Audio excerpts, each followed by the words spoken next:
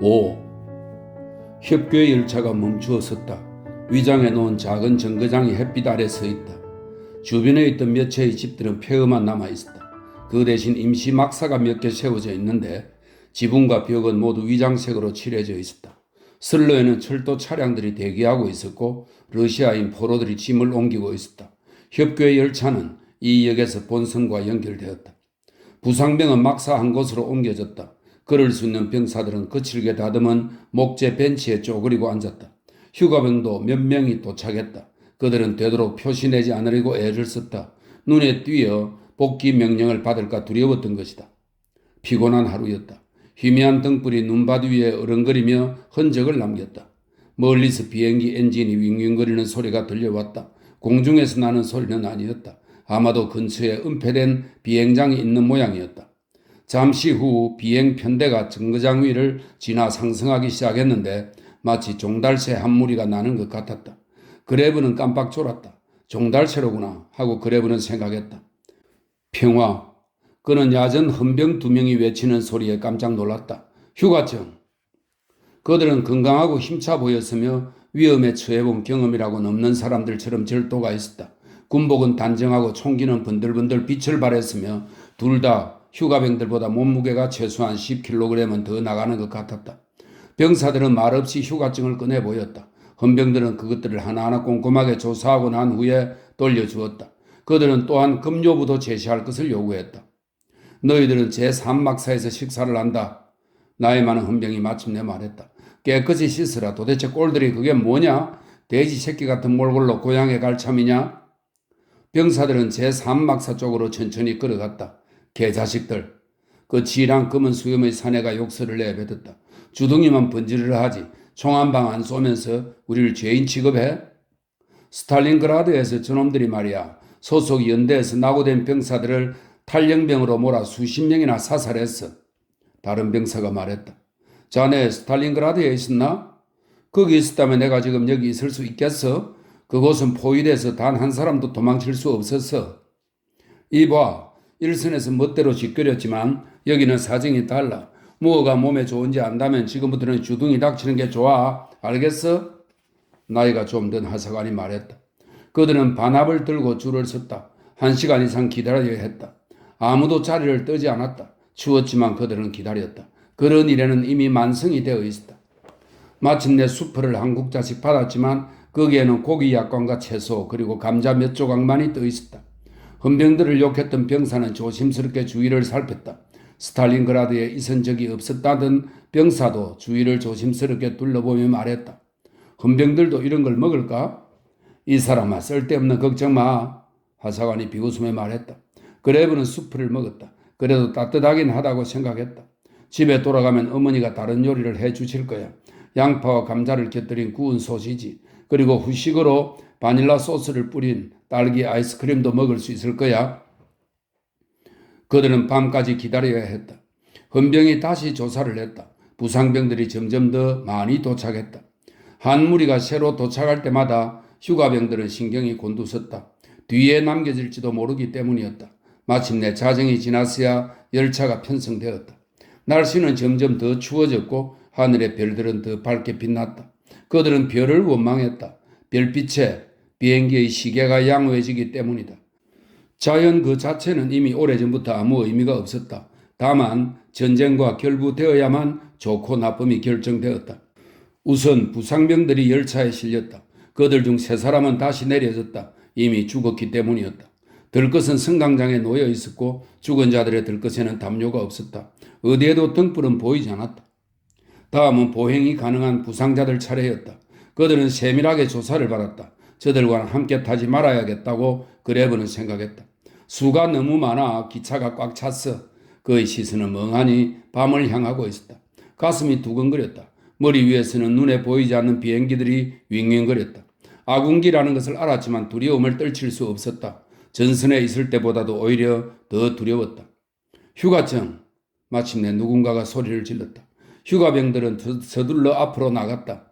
헌병이 다시 그곳에 서 있었다. 모두들 오후 마지막 점검 때 발급받았던 쪽지를 다시 제시해야 했다. 열차에 올라타니 부상병 몇 사람이 이미 앉아 있었다. 휴가병들은 서로 밀치고 부딪혔다. 헌병이 고함을 질렀다. 모두들 다시 내려 정렬을 해야 했고 그러고는 다른 칸으로 끌려갔다. 거기에도 마찬가지로 부상병들이 쪼그리고 앉아 있었다. 그들도 성찰을 허락받았던 것이다. 그레브는 가운데에 자리를 잡았다. 창가에 앉고 싶지 않았다. 포탄 파편에 맞아 무슨 꼴을 당할지 몰랐다. 기차는 출발하지 않았다. 객실 안은 어두웠다. 모두들 기다렸다. 바깥은 조용해졌다. 하지만 기차는 그대로 서 있었다. 헌병들이 병사 한 명을 끌고 가는 것이 보였다. 러시아인 한 무리가 탄약 상자를 끌면서 지나갔다. 이어서 친위대 몇 명이 시끄럽게 떠들며 다가왔다. 기차는 여전히 움직이지 않았다. 부상병들이 처음으로 욕설을 퍼붓기 시작했다. 그들은 그럴 만한 권리가 있었다. 그들에게는 당분간 아무 일도 벌어지지 않을 것이기 때문이었다. 그레브는 머리를 뒤로 기댔다. 기차가 출발하면 눈을 뜰 생각으로 눈을 붙이려고 했다. 하지만 잠이 오지 않았다. 그는 온갖 소리에 귀를 기울였다. 어둠 속에서도 사람들의 눈이 보였다. 밖에서 비쳐 들어오는 희미한 눈빛과 별빛에 눈동자들이 반짝였던 것이다. 얼굴을 분간할 수 있을 만큼 밝은 빛은 아니었다. 오로지 눈동자만 구분되었다. 객실 안은 어둠과 불안한 눈동자들로 가득했고 간간히 희꾸무리한 붕대가 눈에 띄었다. 기차가 덜커덩 소리를 내며 움직였다가 다시 멈추어 섰다. 고함 소리가 들렸고 잠시 후 문이 쾅하고 닫히는 소리가 났다. 들것 두 개가 다시 승강장에 내려졌다. 두 사람이 더 죽었던 것이다. 산 사람을 위해 자리 두 개가 생긴 거라고 그레브는 생각했다. 마지막 순간에 새로 탈 사람들이 와서 우리가 내리는 일만은 없어야 할 텐데 모두들 똑같은 생각을 하고 있었다. 기차가 다시 움직였다. 승강장 옆으로 천천히 미끄러져 지나갔다. 헌병, 포로들, 친위대, 상자 더미가 지나갔고 이어서 갑자기 들판이 나타났다. 모두들 머리를 수그려 밖을 내다보았다. 아직도 믿을 수 없었다. 기차가 언제 다시 설지도 몰랐다. 그러나 기차는 미끄러지듯 계속 달렸다. 불규칙하게 덜커덩거리는 것이 차츰 규칙적인 리듬으로 변해갔다. 탱크와 대포가 보였다. 물끄러미 기차를 바라보는 군인들도 보였다. 그레브는 갑자기 심한 피로를 느꼈다. 집으로 가는 거라고 생각했다. 집으로. 오 하나님, 감히 기뻐할 수도 없네요. 새벽녘에 눈이 내렸다. 커피를 배급받기 위해 기차가 정거장에 멈추었었다. 작은 도시의 외곽에 있는 정거장이었다. 도시는 텅 비었고 시체가 들것에 실려 운반되고 있었다. 기차가 선로를 바꾸었다. 그레브는 커피 대용품을 받아들고 자기 자리로 뛰어서 돌아왔다. 빵도 타러 가야 하지만 마음 놓고 자리를 비울 수 없었다. 순찰 헌병들이 경상자를 찾아내기 위해 기차 안을 뒤졌다. 경상자들은 이 도시의 군용 병원에 남아야 했다. 이 소식이 기차 안에 빠르게 퍼지면서 팔을 다친 병사들은 몸을 숨기기 위해 변소로 몰려들었다. 그들은 서로 먼저 들어가려고 필사적이었다. 문이 닫히려 하자 그들은 미친 듯이 서로 끌어당기며 절망적으로 발버둥치기 시작했다. 왔다! 누군가가 밖에서 소리를 질렀다. 뒤엉킨 실타래가 풀어지듯 그들은 흩어졌다. 두 사람이 변소 안으로 들어가서 쾅 하고 문을 닫았다. 밀고 밀치는 와중에 쓰러졌던 병사는 부목을 댄 자신의 팔을 쳐다보았다. 좁다란 붉은색 자국이 점점 더 커졌다. 또한 한 병사는 승강장과 반대쪽의 문을 열고는 눈보라 속으로 비칠거리며 내려갔다. 그러고는 기차 바깥쪽에 몸을 바싹 붙이고 숨었다. 나머지 사람들은 그냥 앉아 있었다. 문 닫아! 누군가가 외쳤다. 안 그러면 금방 발각돼. 그레브가 문을 닫아주었다. 아래쪽에 쪼그리고 앉아있는 사내의 창백한 얼굴이 휘몰아치는 눈보라 사이로 잠시 보였다. 난 집으로 돌아가고 싶어. 붕대에서 핏방울이 뚝뚝 떨어지고 있는 부상병이 말했다. 나는 2번씩이나 빌어먹을 야전병으로 후송되었는데 그때마다 전선으로 돌아가야 했어. 요양 휴가도 없이 말이야. 고향으로 가고 싶어. 나는 그럴 자격이 있어. 그는 건강한 휴가병들을 정오에 찬 눈길로 노려보았다. 아무도 대꾸하지 않았다. 이었고 순찰병이 왔다. 두 사람은 카마기 객실을 조사했고 다른 몇 명은 밖에서 하차 명령을 받은 부상병들을 감시했다. 그들 중 하나는 젊은 하급 군의관이었다. 하차! 그는 눈길을 이미 다음 진단서에 둔 채로 무심하게 말했다. 한 병사가 그대로 앉아 있었다. 그는 어깨에 붕대를 두르고 있었다. 나가 하차! 헌병이 반복해서 소리를 질렀다. 그래도 사내에는 그대로 앉아 있었다. 그는 입술을 꼭 다문 채 아무것도 못 알아듣겠다는 듯이 앞만 바라보았다. 헌병은 그 앞에 두 발을 넓게 벌리고 섰다. 너 특별 대접을 받고 싶은 거야 뭐야? 일어서. 사내는 아무것도 듣지 못한다는 듯이 여전히 침묵을 지켰다.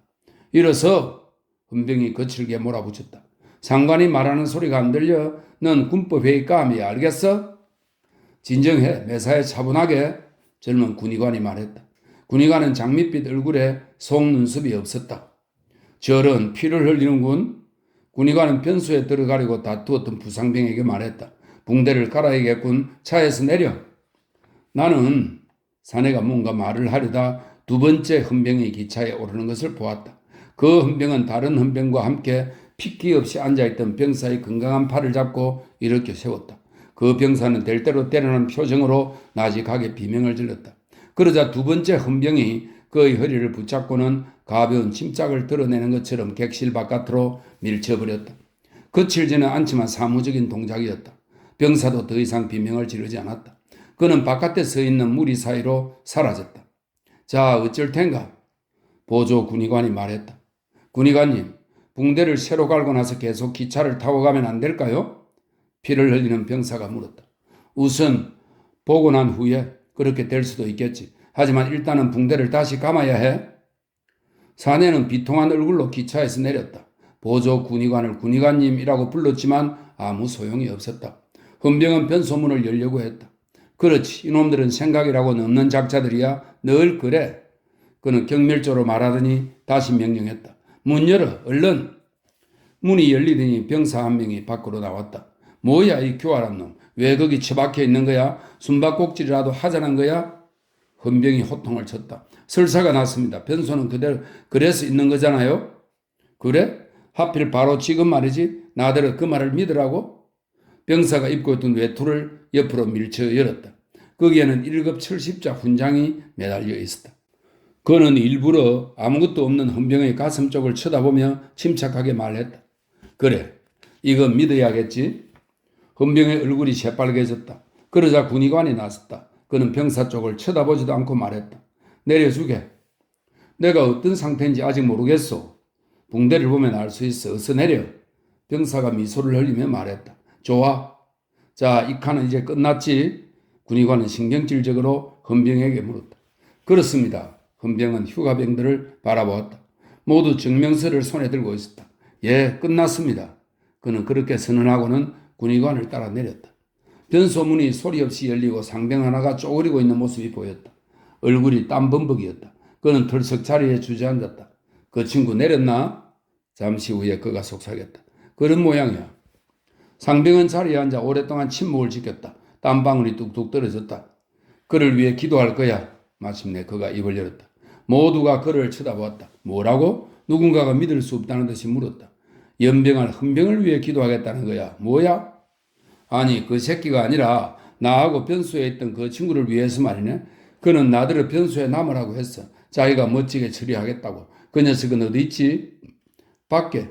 그 녀석 멋지게 해놨어. 그 뚱보 새끼를 잔뜩 약 올려 놓아서 더 조사할 생각도 못한 거지. 그를 위해 기도할 거야. 그래, 좋으실 대로. 진심이야. 내 이름은 리텐스야. 정말이지. 그를 위해 기도할 거야. 좋아. 하지만 지금은 주둥이 닥쳐. 내일 기도하자고. 아니면 기차가 떠날 때까지는 참아. 누군가가 지겹다는 듯이 말했다. 기도하겠어. 난 집에 가야 해. 여기서 병원으로 끌려가면 다시는 휴가를 받을 수 없어.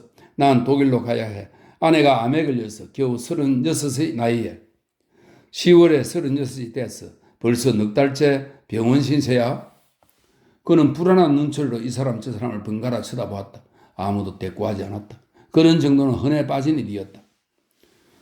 기차는 1시간 후에 출발했다. 문 밖으로 나갔던 병사는 다시는 나타나지 않았다. 아무도 붙들렸을 것이라고 그레브는 생각했다. 정오에 하사관 한 명이 들어왔다. 면도하고 싶은 사람 없어? 뭐라고? 면도 말이야. 나는 이발사고 괜찮은 비누도 있어. 프랑스제야. 면도라고? 기차가 달리고 있는데? 물론 지금 막 장교실에서 면도를 하고 오는 길이야. 얼마야? 50페니 반 마르크지. 이 정도면 싼 편이야. 너희들 특수임을 깨끗이 밀어주는데 말이야. 좋아. 대신 조금이라도 배임은 안 줄 거야. 한 사람이 돈을 꺼냈다. 이발사는 비누 접시를 내려놓고 주머니에서 가위와 빗을 꺼냈다. 자른 머리털을 담을 커다란 봉지도 있었다. 그는 창가에 서서 비누 거품을 칠하기 시작했다. 비누 거품이 너무도 희어서 마치 하얀 눈을 바르는 것 같았다. 그는 능숙한 솜씨로 세 사람을 깎았다. 부상자들은 면도를 거부했다. 그레브는 네 번째로 앉아서 이미 면도를 마친 셋을 쳐다보았는데 그 모습이 기이했다. 얼굴은 햇빛에 타서 전체적으로 붉게 얼룩이 졌지만 턱 부분에는 방금 면도를 해서 깨끗이 빛났다. 반은 병사의 얼굴이었고 나머지 반은 방에 틀어박혀 있는 사무원의 얼굴이었다. 그레브의 귀에 면도날 스치는 소리가 들려왔다. 면도로 기분이 명랑해져서 그런지 마치 집에라도 와 있는 것 같았다. 이발사가 상관이어서 더욱더 그런지도 몰랐다. 벌써 민간인의 옷으로 갈아입은 기분이었다. 기차는 오후에 다시 한번 멈추어 섰다. 밖에는 야전 취사차가 와 있었다. 모두들 자기 몫의 식사를 받으러 나갔다. 그러나 리텐스는 자리를 뜨지 않았다. 그레브가 보니 그는 바쁘게 입술을 움직이고 있었다. 그는 건강한 한쪽 눈을 눈에 보이지 않는 다른 손에 맞대어 기도하는 듯한 모습이었다. 그러나 붕대를 감은 그의 왼쪽 손은 상의에 걸쳐져 있었다. 나온 것은 미지근한 양배추 수프였다. 저녁 무렵이 되었어야 국경에 도착했다. 모두들 기차에서 내렸고 휴가병들은 해산하기 위해 한 곳에 모였다. 그들은 옷을 벗고 벌거벗은 채로 막사 안에 앉아서 몸에 이를 잡았다. 실내는 따뜻했고 뜨거운 물도 있었으며 석탄산 냄새를 강하게 풍기는 비누도 있었다. 그레브가 따뜻한 방에 앉아본 것은 실로 몇 개월 만이었다. 전선에서도 이따금 난로를 피우기는 했지만 불 가까이 있는 병사들만 온기를 느낄 수 있었고 나머지는 추위에 떨어야 했다. 그런데 여기서는 실내 전체가 훈훈했고 마침내 뼈마디까지 부드러워졌다. 더 오랫동안 얼어붙어 있었던 머리까지도 녹아들었다. 그래서 앉아서 이를 잡았고 잡은 이들을 터뜨려 죽였다. 그레브의 머리카락에는 이가 없었다. 털과 옷에 사는 이들은 머리 쪽으로 올라가지 않는다. 그것은 오래된 법칙이었다. 이들은 상대방의 영역을 존중하였으며 전쟁이라는 것을 몰랐다. 몸이 따뜻해지자 졸음이 쏟아졌다. 몽롱한 가운데 전우들의 창백한 몸뚱이와 동상으로 부푼 발과 붉게 갈라진 상처 자국이 보였다. 그들은 갑자기 군인 신분에서 벗어났다. 제복은 어선푸레한 안개 속 어딘가에 걸려 있었다. 그들은 이를 잡고 있는 벌거벗은 인간일 뿐이었다. 화제가 갑자기 달라졌다. 그들은 더 이상 전쟁에 대해서 말하지 않고 먹을 것과 여자에 대해 이야기했다. 마누라한테는 애가 있어. 베른하르트라는 사내가 말했다. 그는 그레브 곁에 앉아서 작은 손꼽을 보며 눈썹에 붙은 이를 잡고 있었다. 난 두 해나 집에 못 갔어. 애는 태어난 지 이제 4달 됐고 그런데도 옆편네는 애가 14개월째이고 내 아이라고 우겨대는 거야. 어머니는 얘가 러시아놈의 핏줄인 것 같다고 편지에 썼어. 어머니도 10달 전부터서야 아이에 대한 이야기를 적어 보내기 시작했어. 그전에는 숨겼고 말이야. 어떻게 생각하나? 뭐 있을 수 있는 일이지. 시골에는 러시아 포로놈들의 애가 얼마든지 있어. 대머리 사내가 무덤덤하게 말했다. 난 그런 년은 당장 내쫓는다. 추잡한 짓이야. 다리에 붕대를 채로 감은 병사가 끼어들며 말했다. 추잡하다고? 어째서? 대머리 사내가 어처구니 없다는 듯 손을 내줬다. 전시에 그런 건 어쩔 수 없는 일이야. 이해해야 해. 그런데 애는 사내인가 계집애인가? 사내야. 옆에 내는 나를 닮았다고 썼더군. 사내라면 잘 기르는 게 좋아. 시골에서는 언제나 일손이 모자라니까. 하지만 절반은 러시아 핏줄이야. 뭐 어떤가? 러시아인들도 아리아인이야? 조국은 군인이 필요하고. 베른하르트가 거울을 옆으로 치웠다. 그렇게 간단한 일만은 아니야. 말하기가 쉽지. 너한테 일어난 일은 아니니까. 그렇다면 고향의 황소같이 살찐 놈이 너희 마누라에게 애를 낳게 하는 편이 더 낫단 말인가? 그렇진 않지. 그러면 됐잖아. 마누라가 나를 기다릴 수도 있었어. 베른하르트가 당황한 듯 나지막하게 말했다. 대머리가 어깨를 으쓱했다. 기다리는 여자도 있고 그렇지 않은 여자도 있는 법이야. 모든 걸 요구할 수는 없어. 몇 년씩이나 집을 비우는 주제에 말이야. 넌 결혼했어? 아니, 다행히도 미혼이야. 러시아인은 아리아인이 아니야. 얼굴이 뾰족하고 입이 작은 생쥐같이 생긴 남자가 그때까지 가만히 있다가 갑자기 끼어들었다. 모두가 그를 쳐다보았다. 그건 너가 잘못 알고 있는 거야. 그들도 아리아인이야. 그들도 한때는 우리와 동맹국이었어? 대머리가 반박했다. 놈들은 열등 인종이야. 볼셰비키 열등 인종. 아리아인이 아니야. 운명적으로 그런 거야. 너의 말은 틀려. 폴란드인, 체코인, 프랑스인들이 열등 인종이야. 우리는 러시아 사람들을 공산주의자들로부터 해방시켰어. 그래서 그들은 아리아인이야. 공산주의를 빼고 물론 우리처럼 지배자 아리아인은 아니지만 그들은 단순한 노동자 아리아인이야. 근절할 필요는 없어. 생쥐같이 생긴 사내가 당황한 듯 말했다. 그들은 언제나 열등인종이었어. 나는 그 점을 잘 알고 있어. 순전히 열등인종이란 말이야. 사정이 바뀐 지 오래됐어. 일본인처럼 말이야. 전쟁에서 우리 동맹국이 된 이후로 일본인들 또한 아리아인이야. 너희 둘 다 틀렸어. 유별나게 수염이 톱수로 간 사내가 낮은 목소리로 말했다.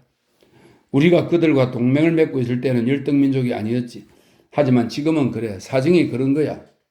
그렇다면 아이는 어떻게 하지? 넘겨주는 거지. 생쥐 같은 사내가 어깨에 새삼 힘을 주며 말했다. 고통 없는 안락사를 택하든지 그 밖에 무슨 방법이 있겠나? 그럼 마누라는? 그건 당국이 알아서 해야지. 낙인을 찍거나 삭발을 하거나 감옥에 넣거나 집단 수용소로 보내야지. 징역형에 처하거나 교수대로 보내든지. 당국은 지금까지는 마누라에게 아무것도 안 했어. 베른하르트가 말했다. 그들이 아무것도 몰라서 그럴 테지. 알고 있어. 어머니가 신고했거든. 그렇다면 당국도 전염되어 썩어버렸군. 그놈들도 집단 수용소에나 보내야겠어. 아니면 교수대로 보내든지. 제발 날 좀 내버려둬. 베른하르트가 격분해서 갑자기 소리를 지르며 고개를 돌려버렸다. 안장다리로 불안하게 실내를 왔다 갔다 하던 새가슴을 가진 사내가 멈추어 숨에 말했다.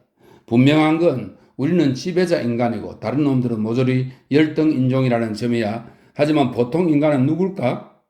스웨덴인들이지. 아니면 스위스인. 대머리가 곰곰이 생각하더니 말했다. 천만에 야만인이야. 흰색의 야만인? 낮은 목소리 사내가 말했다. 흰색의 야만인이란 있을 수 없어. 생쥐가 대꾸했다. 없다고? 낮은 목소리가 그를 노려보았다. 그레벨은 꾸벅꾸벅 졸았다. 다른 병사들이 여자 이야기를 시작하는 것이 얼핏 들렸다. 그는 여자에 대해서는 별로 할 말이 없었다. 그들이 말하는 인종론은 그가 사랑에 대해 이해하고 있는 것과는 맞지 않았다. 아울러 그는 우수종자라든지 족보라든지 출산 능력 같은 것에 대해 생각하고 싶지 않았다.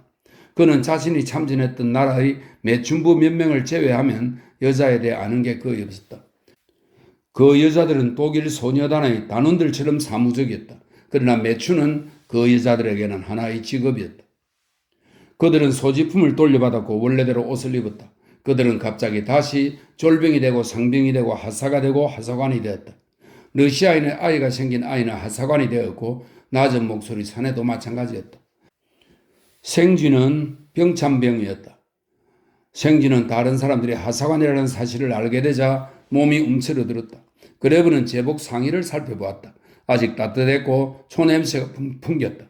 그는 바지 멜빵의 버클 아래에서 일렬 종대로 피신한 이들을 발견했다. 모두 죽어 있었다.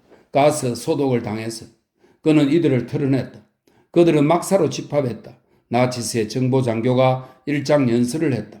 그는 총통의 사진이 걸려있는 연단에 서서 조국으로 돌아가는 제군들은 지금 커다란 책임을 지고 있다고 선언했다.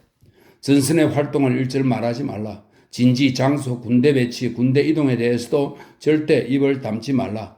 도처에 간첩이 침투했으므로 침묵을 지키는 것이 아주 중요하다. 함부로 발설하면 엄중한 처벌을 받을 것을 각오하라. 사실과 맞지 않는 비판도 반역행위다. 총통께서 전쟁을 지휘하며 그는 자신이 할 일을 알고 있다.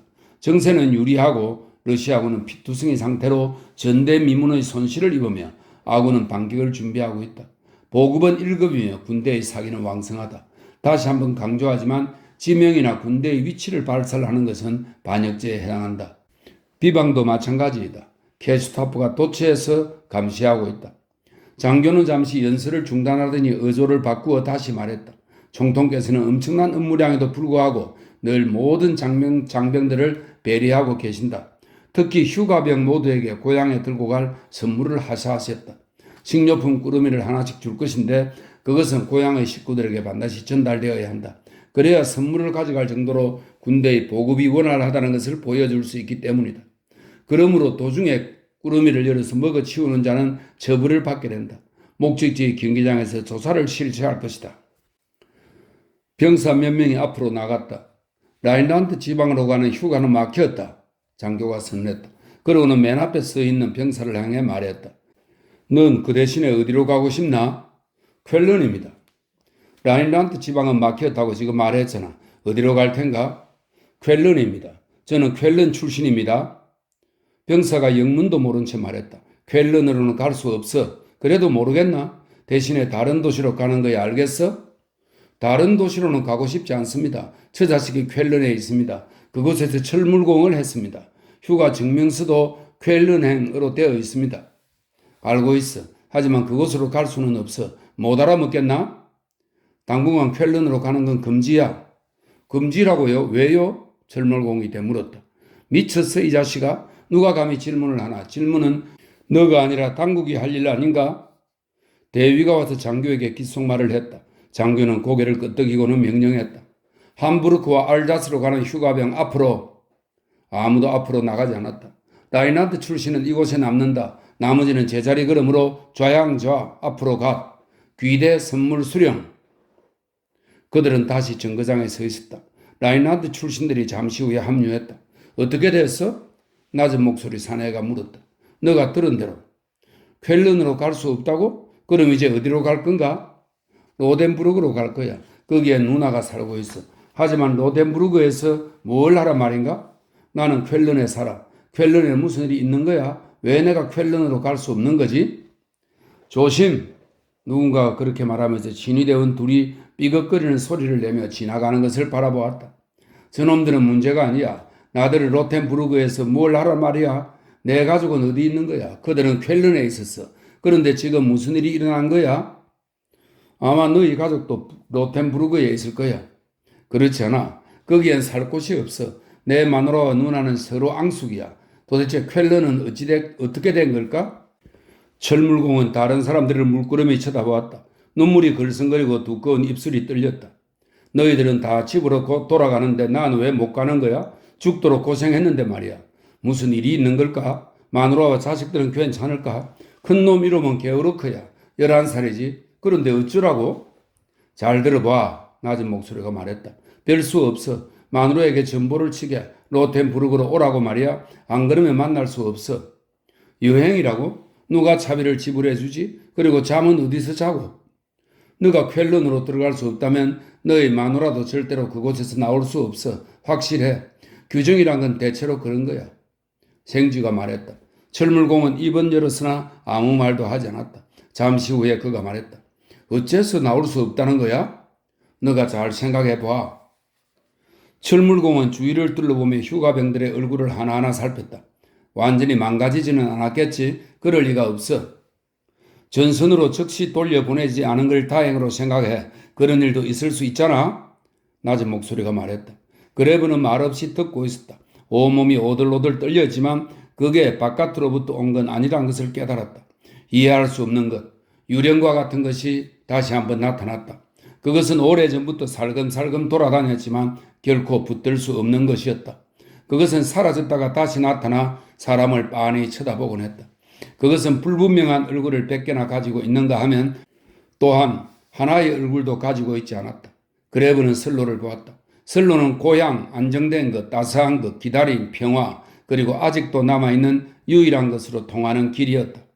그리고 이제 그것은 바깥에서 살금살금 기어오는 것처럼 보였다.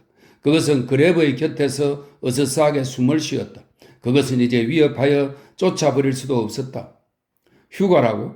이게 나의 휴가라고? 이게 이제 어쩔 건가? 쾰른 출신의 사내가 쓰디쓴 웃음을 날렸다. 다른 사람들은 그를 물끄러미 쳐다보기만 할 뿐 더 이상 대답하지 않았다. 잠복에 있던 병이 그에게서 갑자기 모습을 드러내기라도 한 것 같았다. 그는 죄가 없었다. 다만 그의 운명이 특별할 뿐이었다. 다른 사람들은 눈에 띄지 않게 그에게서 천천히 물러났다. 모두들 자신이 그런 운명에 처하지 않은 것을 다행으로 생각했다. 하지만 아직도 확신할 수는 없었다. 그래서 그들은 그의 곁을 떠났다. 불행은 전념되는 법이니까. 기차가 역 구내를 천천히 굴러갔다. 기차는 검은색이어서 마지막 남은 불빛을 어둡게 물들였다. 6. 다음 날 아침 풍경은 달라져 있었다. 옅은 새벽 안개 속으로 주변 풍경이 뚜렷하게 드러났다. 그레브는 이제 창가에 앉아 유리창에 얼굴을 기대고 있었다. 아직도 눈이 남아있는 경작지와 들판, 쟁기로 고르게 파낸 검은 밭고랑과 연한 녹색을 띤 어린 싹이 여기저기 보였다. 폭탄 구덩이도 파괴당한 흔적도 없었다. 한적한 평원이 펼쳐져 있을 뿐이었다. 지하 차무도 벙커도 없는 전형적인 시골이었다. 이었고 마을이 나타났다. 십자가가 반짝이는 교회, 지붕 위 풍량계가 한가로이 도르고 있는 학교, 사람들이 앞에서 어스렁거리고 있는 선술집, 집집마다 문이 활짝 열려있고 하녀들은 빗자루를 들고 있었다. 깨지지 않은 창으로 아침 햇살을 받고 있는 차량, 온전한 지붕들, 파괴되지 않은 집들, 가지를 활짝 펼친 나무들, 온전하게 제 기능을 하는 길들, 학교로 가는 아이들, 그레브가 아이들을 본 것은 참으로 오랜만이었다. 그레브는 깊게 숨을 내쉬었다. 이것이야말로 그가 기다리던 것이었고 여기에 있었다. 바로 여기에. 여기는 정말 달라 보여. 왜 그럴까? 바로 옆에 있는 창에 기대 있던 하사관이 말했다. 정말 그렇네. 안개가 점차 사라졌다. 지평선으로부터 숲이 다가왔고 멀리까지 풍경이 다 보였다. 전깃줄이 기차와 함께 달리면서 오르락내리락 했다. 끝도 없고 소리도 없는 멜로디를 담은 오선지였다. 새들이 그 위에서 마치 노래를 부르듯이 날개를 푸드득거렸다. 평화로운 풍경이었다. 전방의 굉음은 가라앉았고 비행기는 하나도 눈에 띄지 않았다. 그레브는 이미 여러 주 동안 여행을 한 듯한 느낌이 들었다. 전우들에 대한 기억조차도 갑자기 희미해졌다. 오늘 무슨 요일이지? 그가 물었다. 목요일이야. 그렇구나. 목요일이구나. 그랬다. 어제가 수요일이었으니까. 어디 커피 좀 구할 수 없을까? 그럴 수 있을 거야. 여긴 옛날 그대로니까. 몇몇 병사들은 배낭에서 빵을 꺼내 씹기 시작했다.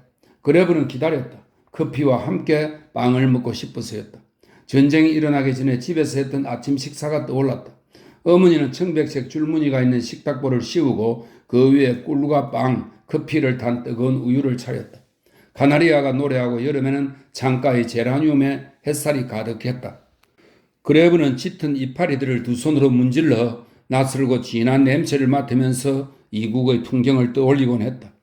이제 그는 이국의 풍경들을 질리도록 보았지만 그 시절 꿈꾸던 풍경은 결코 아니었다. 그는 다시 창밖을 내다보았다. 갑자기 마음이 놓였다.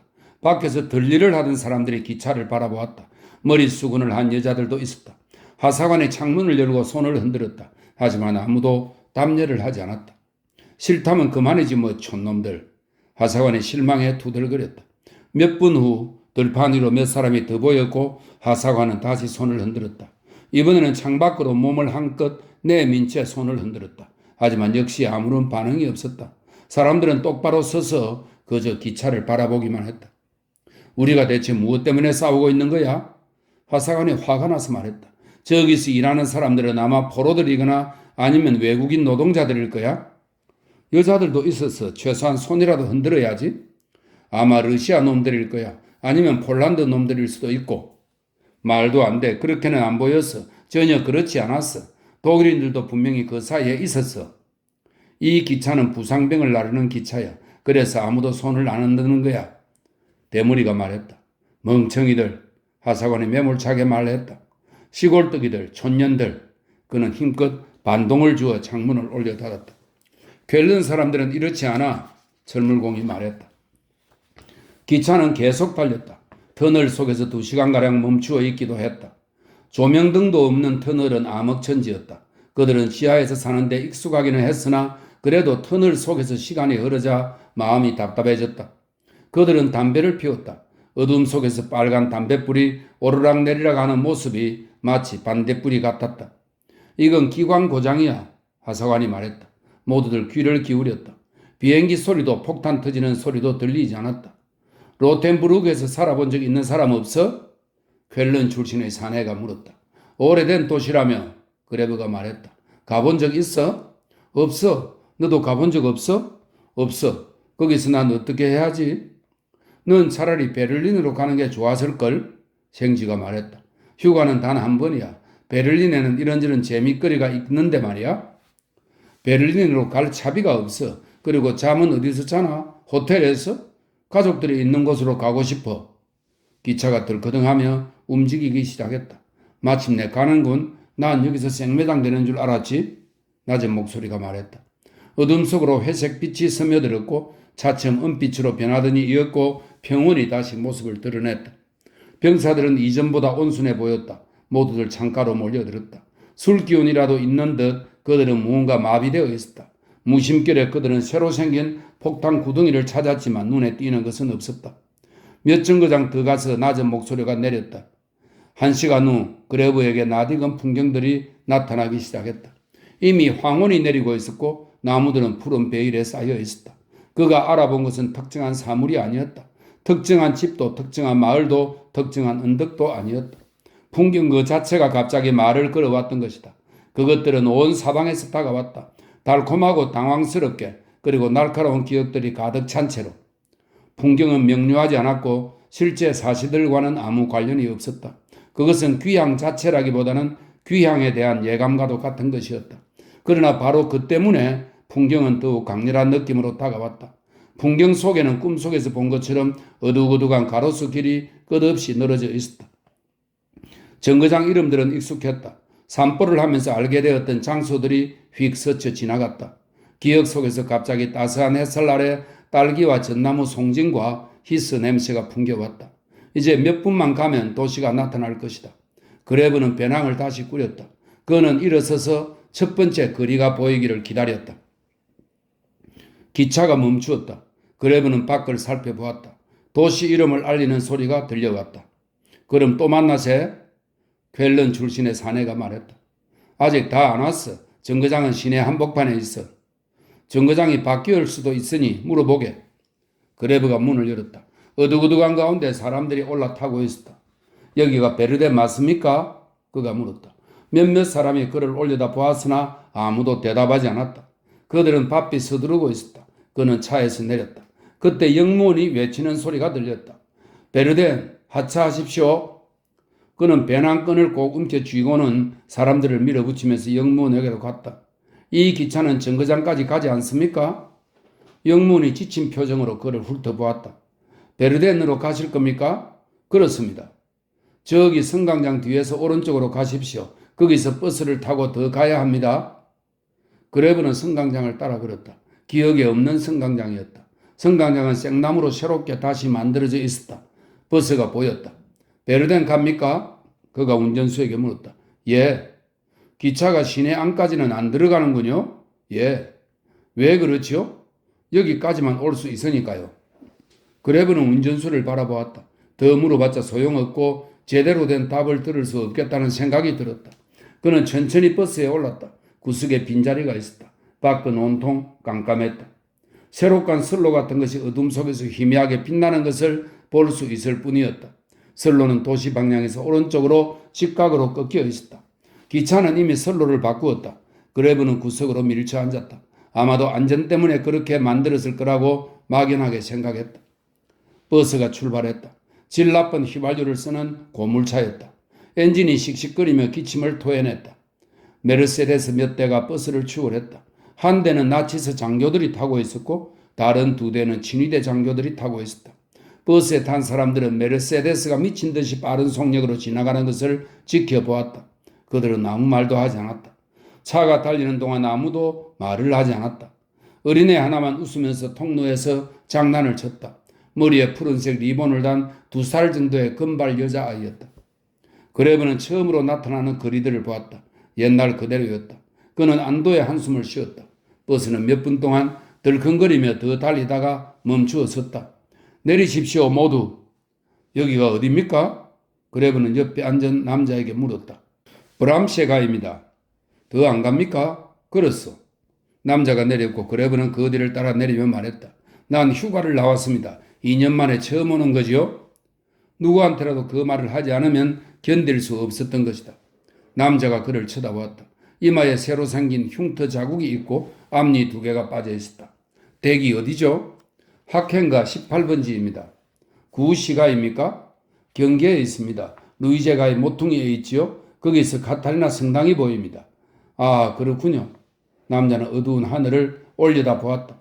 그렇다면 길은 알겠군요. 물론입니다. 그건 잊지 않고 있습니다. 그럴 테죠. 조심해 가십시오. 감사합니다. 그레브는 브람셰가를 따라 걸었다. 올려다보니 집들은 옛날 그대로였다. 창문을 보니 모두 어두웠다. 물론 공습에 대비하느라 그럴 것이다. 충분히 예상할 수 있는 일이었지만 미처 거기까지 생각이 미치지 못했다. 그는 도시 거리에 불이 밝혀져 있을 것이라고 지레 짐작했던 것이다. 그는 거리를 급히 걸어갔다. 빵 가게가 보였지만 빵은 없었다. 진열대에는 종이 장미꽃 몇 송이가 유리병에 꽂혀 있었다. 이어서 일용품 가게가 나타났다. 쇼윈도는 상자로 가득했지만 상자 안은 비어 있었다. 이어서 마구상이 보였다. 그레브는 이 가게를 기억하고 있었다. 전에도 쇼윈도 안에 박제한 갈색 말이 서 있었다. 그는 살며시 안을 들여다보았다. 말은 여전히 거기 서 있었다. 말 앞에는 예전 그대로 휘고 검은 무늬가 있는 박제 사냥개가 고개를 든 채 짖는 모습을 하고 있었다. 그는 지난 2년간 있었던 일들에도 불구하고 변하지 않은 이 창 앞에 잠시 멈추어 섰다가 다시 걸음을 옮겼다. 갑자기 마음이 푸근해졌다. 안녕하십니까? 그는 바로 다음 집 문 아래에 서 있는 낯선 사람에게 인사를 건넸다. 안녕하세요. 그 사람은 잠시 후 그레브의 등 뒤에서 놀란 듯이 말했다. 그레브의 군화 소리가 포장된 도로를 울렸다. 이 무거운 신발을 빨리 벗고 가벼운 일상화를 신어야지. 맑고 뜨거운 물에 목욕을 하고 깨끗한 셔츠로 갈아입어야지. 그의 걸음이 빨라졌다. 거리가 살아있거나 전기로 가득 차기라도 한 듯 그의 발 아래에서 출렁거렸다. 갑자기 무언가 타는 냄새가 났다. 그는 멈추어 섰다. 굴뚝에서 나온 연기나 모닥불을 피운 연기가 아니라 화재 같았다. 주위를 둘러보았다. 집들은 파괴되지 않았고 지붕도 멀쩡했다. 지붕 뒤로는 짙푸른 하늘이 끝없이 펼쳐져 있었다. 그는 계속 걸어갔다. 거리는 공원에 있는 작은 광장으로 이어졌다. 연기 냄새가 더욱 짙어졌다. 냄새는 마치 나무들의 벌거벗은 우덤지 위에 걸려있는 것 같았다. 그레브는 코를 킁킁거리며 냄새를 맡았다. 어디서 나는지 가늠할 수가 없었다. 이제 냄새는 사방에서 났다.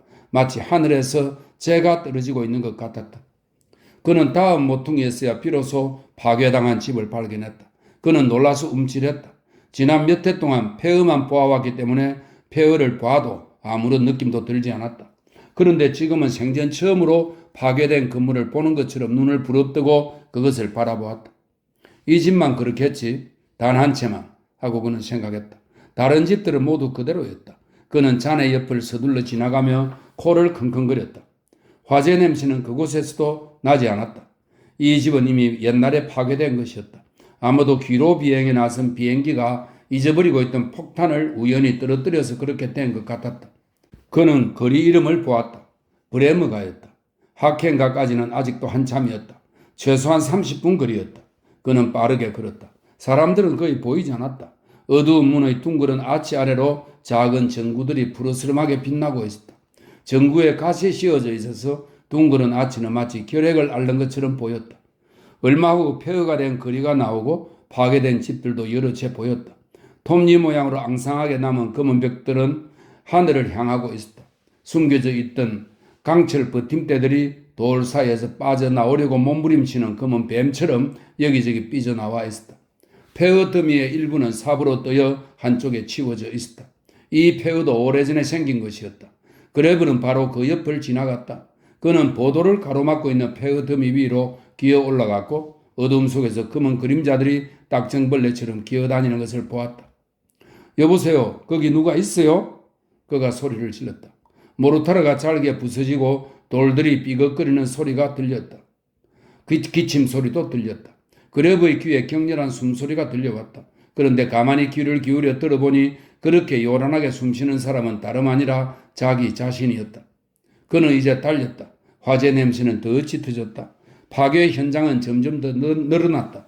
이윽고 구시가로 들어선 그는 걸음을 멈춘 채 보고 또 보았다.